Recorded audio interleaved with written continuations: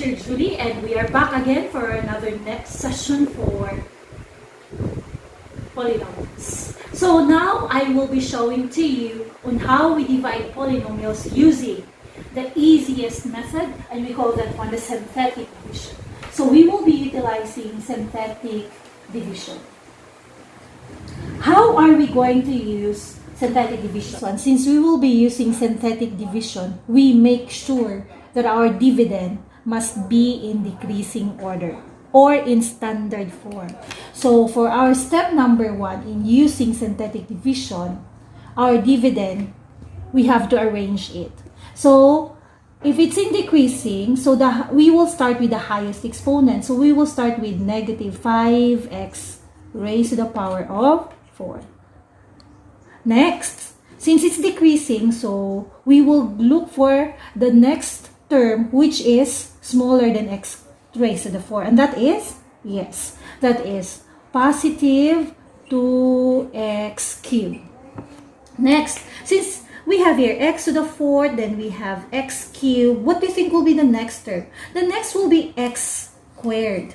But do we have x squared in our given?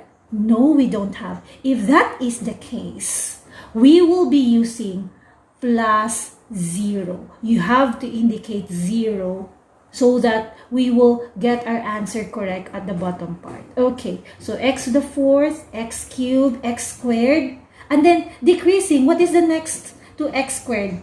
So the next will be, yes, x subtracted 1. But do we have x in our given? We don't have also. So again, we will be adding 0. Why? Because when you have 0 times x, that's still the same. That's 0. You just add the 0. Okay, next. After this one, x, the last two term will be what? Yes, that is 3. Since there are no more variables here.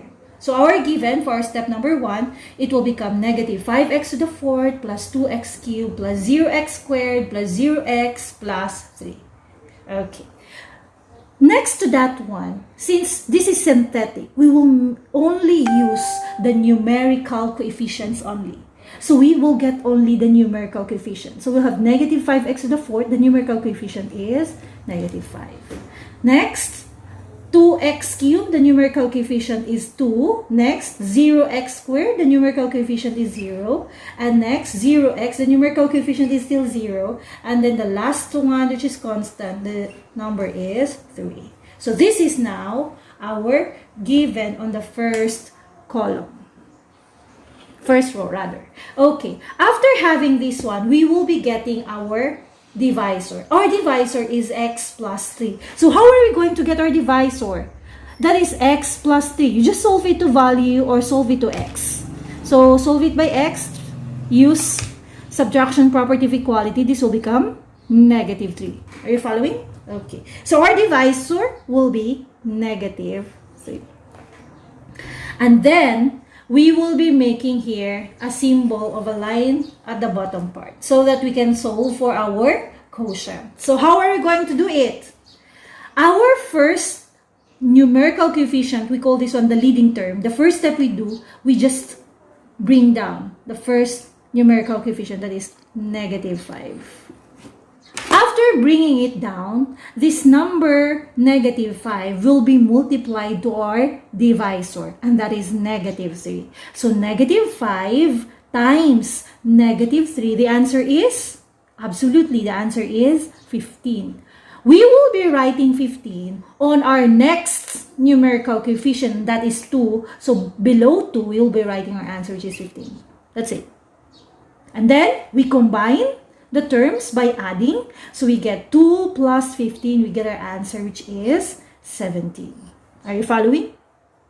The same step with what we did in the previous one. This number that appear on this third row will be multiplied again to the divisor, just like what we did here. So 17 times negative 3, the answer is, yes, that's negative 51.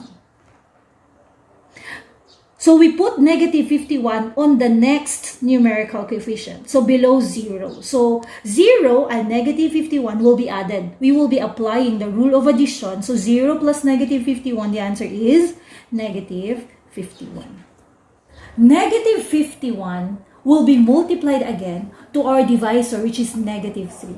So negative 51 times negative 3, yes, our answer is very good. It's positive 153. Please, you can use calculators if you find it hard in multiplication. Next, applying again, combining this one, add, so we get 0 plus 153. The answer is still 153. So the same step. This answer that appears on the third row will be multiplied again to the divisor. So 153 times negative 3. The answer is negative. Oh, very good. Negative 459. Are you following? I hope you're using calculator.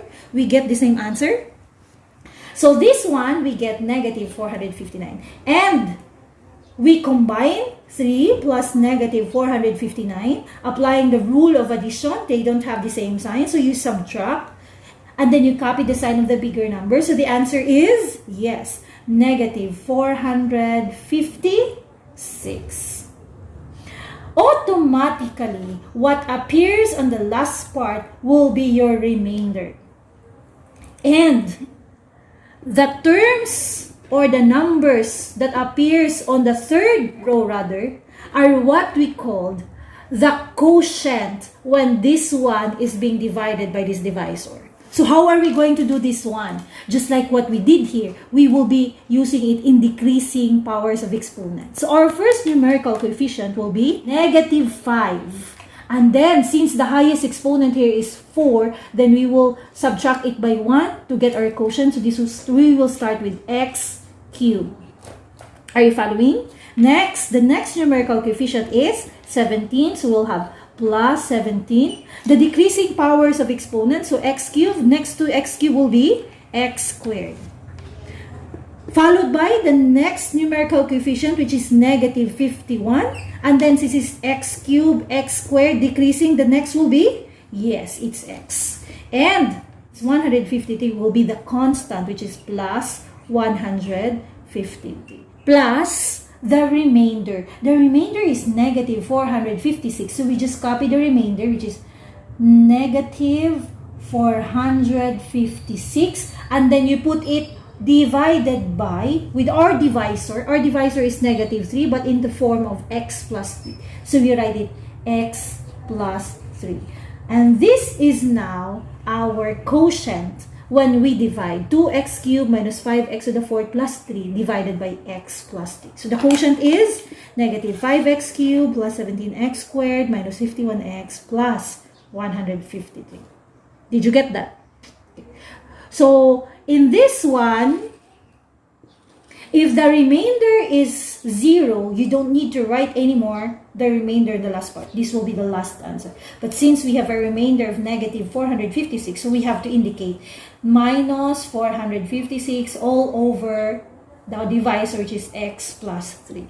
So, did you find it easier than long division? Yes, this is the easier method in finding the quotient, and that is by using the synthetic division. Take note, our step number 1, we have to make sure that our polynomial or our dividend must be in standard form. Step number 1. And for your step number 2, we are going to eliminate the variables. We are only going to utilize the numerical coefficients. And since we are only utilizing the numerical coefficients, take note, if there are missing terms, do not forget to add 0. If there are terms that are missing, you have to replace it with 0. And last but not the least, the operations that you did here are only multiplication and addition of integers. If you got that one right, then synthetic division is just very easy. I hope you will learn synthetic division because you will be using this one in our next lesson. If you find it that this lesson is very good for you, then please leave a leave a thumbs up on the bottom part. That's it. Thank you.